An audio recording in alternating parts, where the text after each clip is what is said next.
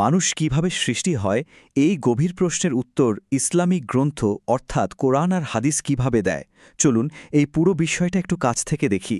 ঐশ্বরিক ইচ্ছা থেকে শুরু করে গর্ভের ভেতরে ধাপে ধাপে বিকাশ, আর তারপর ভাগ্য নির্ধারণের সেই রহস্যময় যাত্রাটা ঠিক কেমন। দেখুন, এই আলোচনার একদম শুরুতেই একটা মূল বিষয় পরিষ্কার করে নেওয়া যাক, আর তা হল সৃষ্টি পুরোপুরিভাবেই সৃষ্টিকর্তার ইচ্ছার ওপর নির্ভরশীল। এই আয়াতে ঠিক যেমনটা বলা হচ্ছে, আসমান জমিনের সব কিছুর মালিকানা একমাত্র আল্লাহর। তার মানে জীবনের শুরুটা কোনো আকস্মিক ঘটনা না, বরং এটা একটা ঐশ্বরিক পরিকল্পনারই অংশ। তো প্রথমত, সৃষ্টিতে এই ঐশ্বরিক ইচ্ছার ভূমিকাটা ঠিক কী? কোরআন আর হাদিসের আলোকে জীবনের সবচেয়ে সাধারণ বিষয়গুলো, যেমন ধরুন কারোর সন্তান হবে কি হবে না, কিংবা সেই সন্তান ছেলে হবে না মেয়ে, সেটা আসলে কিভাবে ঠিক হয়। এই আয়াতটা বিষয়টাকে আরও পরিষ্কার করে দিচ্ছে। এখানে বলা হচ্ছে সৃষ্টিকর্তা চাইলে কাউকে শুধু ছেলে, কাউকে শুধু মেয়ে, আবার কাউকে দুটোই দিতে পারেন।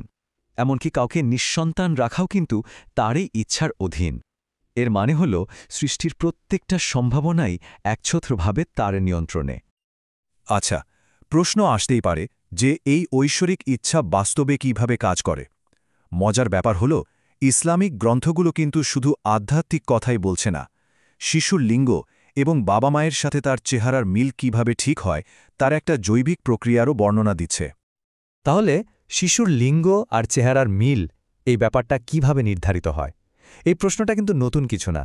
হাদিস থেকে আমরা জানতে পারি ঠিক একই প্রশ্ন নবী মোহাম্মদ সাল্লাল্লাহু আলাইহি সাল্লামকেও করা হয়েছিল, আর তার উত্তরেই একটা নির্দিষ্ট প্রক্রিয়ার কথা বলা আছে। এই ব্যাখ্যার গোড়াতেই আছে দুটো আলাদা তরলের কথা। হাদিসের বর্ণনা অনুযায়ী পুরুষের তরলকে বলা হয়েছে গাঢ় আর সাদা, আর নারীর তরলকে বলা হয়েছে পাতলা আর হলুদ। এদের এই আলাদা বৈশিষ্ট্যগুলোই কিন্তু পরের ধাপের জন্য খুব গুরুত্বপূর্ণ। এখানে প্রাধান্য বা ডমিনেন্সের একটা দারুণ ব্যাপার আছে। বলা হচ্ছে যদি পুরুষের তরলটা আগে চলে আসে তাহলে সন্তানের চেহারায় বাবার ছাপ পড়বে, আর উল্টোটা হলে মানে নারীর তরলটা আগে এলে সন্তানের চেহারায় মায়ের মিল পাওয়া যাবে।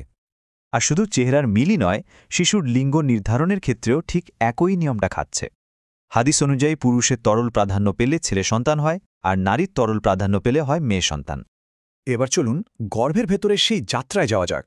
সবচেয়ে অবাক করার মতো ব্যাপার হল, শত শত বছর আগের এই গ্রন্থগুলোতে ভ্রূণের বিকাশের বিভিন্ন ধাপের কথা এমনভাবে বর্ণনা করা হয়েছে যা আধুনিক বিজ্ঞানের বর্ণনার সাথেও বেশ মিলে যায়।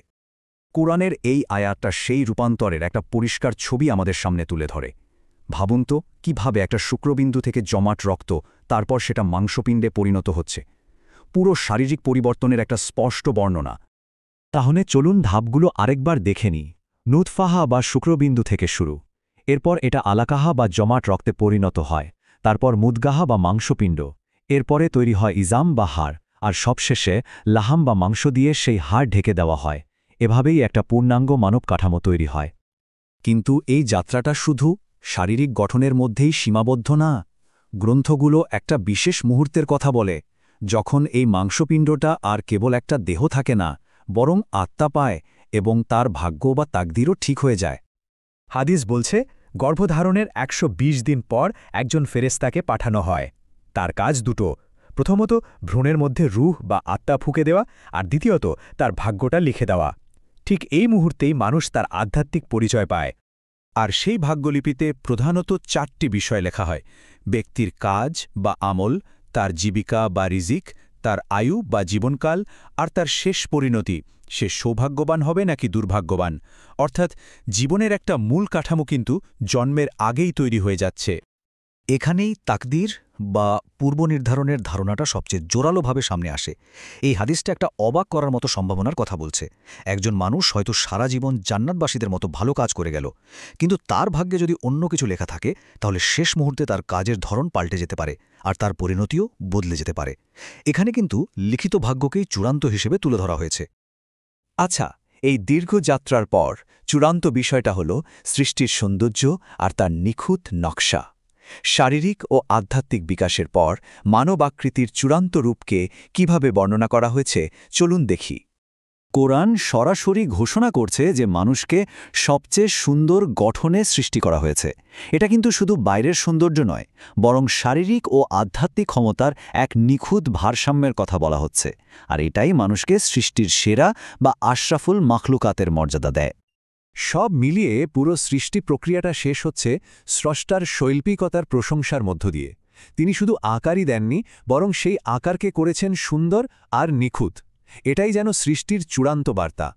তাহলে আমরা দেখলাম কিভাবে ইসলামিক গ্রন্থগুলো এক বিন্দু তরল থেকে শুরু করে একজন পূর্ণাঙ্গ মানুষ তৈরির কথা বলছে, যার ভাগ্য আগে থেকেই লেখা। আর এটাই আমাদের এক বিশাল প্রশ্নের মুখে ফেলে দেয়, যদি পথটা পূর্ব নির্ধারিতই হয়ে থাকে, তাহলে এই জীবনের যাত্রার আসল অর্থটা কি, আর আমাদের কাজের দায়ভারই বা কতটুকু?